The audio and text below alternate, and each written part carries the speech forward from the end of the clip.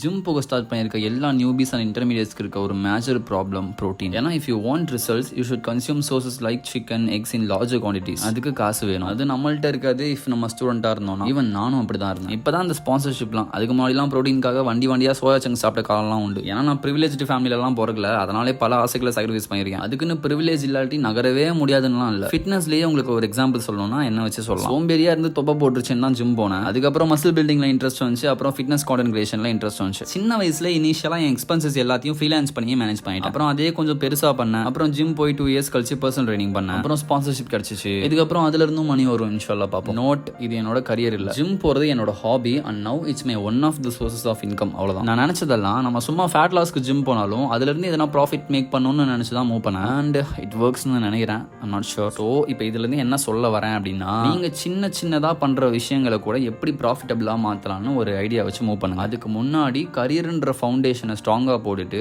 அதுக்கு மேல உங்க பேஷனை பில்ட் பண்ணுங்க. ரொம்ப நல்லா வருவீங்க. நன்றி, வணக்கம்.